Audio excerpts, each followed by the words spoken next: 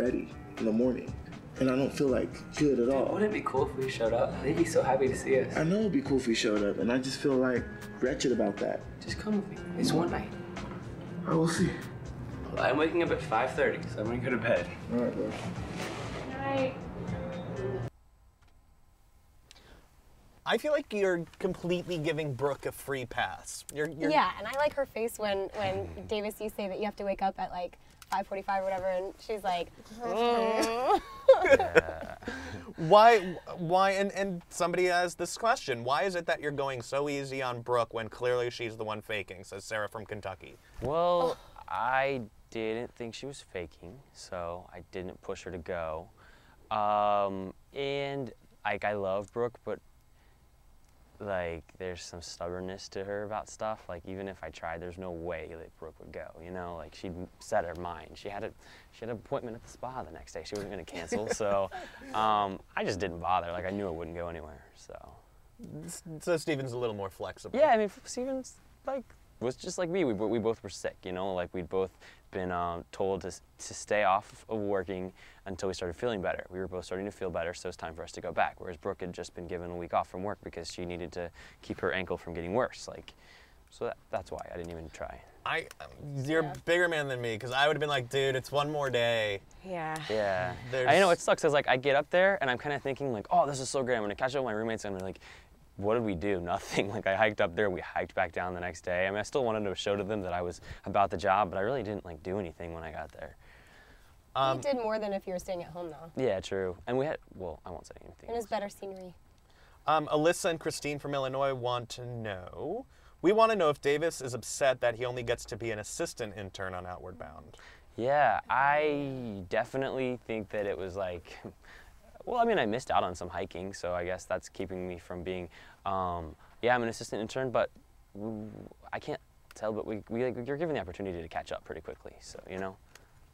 That's cool. Yeah. All right, we've got another call. Let's go to the phones. Caller, you're on the air. Hi. Hi. I have a question for Davis. Hi. Davis, Jen and Coley seemed like really upset when the three of you didn't show up. When you finally came to the camp, did they, you know, treat you the same way, or were they happy you were there, or were they still really upset? Yeah, I actually saw that and was kind of pissed at Jen for saying, I can't believe Davis and Brooke and Steven aren't here. They're the three ones that hated the job and bitched and moaned about it. Like, when did I ever bitch and moan about the job? When did I ever say that I didn't like it or that I didn't want to be there? So that was like an unfair thing. I actually haven't talked to them about saying that, but that wasn't really cool of them. Because I did like the job a lot and I proved that I wanted to be there, so I came back. So, but no, they didn't really, I mean, they obviously were talking about me behind my back, so I don't really think they would have come up to me and treated me differently because I wasn't supposed to know about it. But that's the joy of the show. You get to watch what people are saying behind your back. The joy and the curse. For the run of the season so far, what's the one thing you've heard, everything up until this point, that you didn't know was said until you saw it on air? The one thing I really didn't like was when Brooke told Tyrese she would never hook up with me and how I was always coming on to her, when it was quite contrarily different from my experience. I would like wake up and she'd be like, Davis, I came in your bed last night and I was like touching you and stuff. And I'm like, creepy, Brooke. Like, she was always coming on to me and I'd flirt back, but like real harmlessly. And then as soon as I'm not around, she's like, oh yeah, Davis always is hating on me. That's not really how it was. We will be right back with more on tonight's episode and more on the Real World Denver After Show.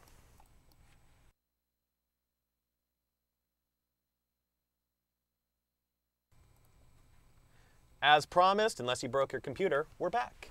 Christy from Lubbock, Texas, who says, so did you ever want to be with the girl in the house on a sexual level even though you're gay? You know, I was disappointed when I showed up on The Real World and I was like, these boys are not that cute and these girls are really cute, so if I'm going to have any love interest, it's going to be with a girl. And I had just, like, I'd had a girlfriend about a year before I went on The Real World, so I dated lots of girls throughout my life, so it's kind of, I mean, it's kind of a comfortability thing. I mean, I like flirting with women and I like having girlfriends, and sometimes it turns into romance, but then it doesn't really be fulfilling because I'm gay. So there is that. There's that. But no, I mean, Brooke reminded me so much of one of my ex-girlfriends, just the Southern belle, like kind of high maintenance prissiness. And so I really just was taken by her because she reminded me of a girl I used to date, and that's kind of why we were always flirtatious. But then there was like the sort of the neurotic aspect that kind of kept me from really taking that too seriously. It is funny. There's girls that just try, even though a guy is clearly gay. Like on my season with Sarah, trying to turn a truly gay guy not gay. She did? For those guys Yeah, watching she this definitely did. in college, it is a good trick. Go with your friends to a frat party, pretend to be the gay one, and see if it works for you. Definitely. Send me your emails. Let me know how it works out. Yeah. Okay, here's another segue beautifully. This is from Madeline in Homewood, Illinois.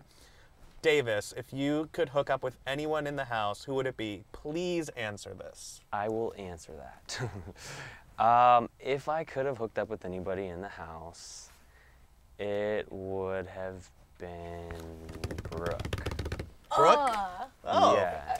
And conveniently, that's also who Interesting. you've been defending all night. Yeah. Huh. Because I wouldn't hook it up with Jen and Coley because they were getting so much that I didn't really want to be like sloppy fourths, you know? And like, When, when you all arrived back at the house and your girlfriend Brooke was there in her bikini and doing her nails, Yeah. Coley made the comment that she couldn't help but be pissed off at her. She can't help but be Yeah. mad. And Christy from Chicago says, do you think that Coley had a right to be mad at Brooke? Yeah, definitely. I mean, like, I was even kind of like, taken aback when I got home.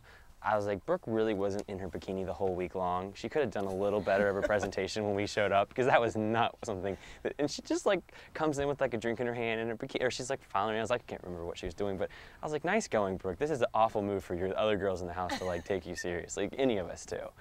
So yeah, that was definitely, Coley had a right to be mad.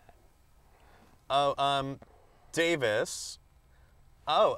This is David from Dallas. Says, Davis, do you think Tyree thinks better of you now because you showed up to Outward Bound? Yeah, definitely. Tyree does, and I'm glad he vouched for it and said it, you know? I appreciated the fact that there was some recognition there, so yeah, definitely.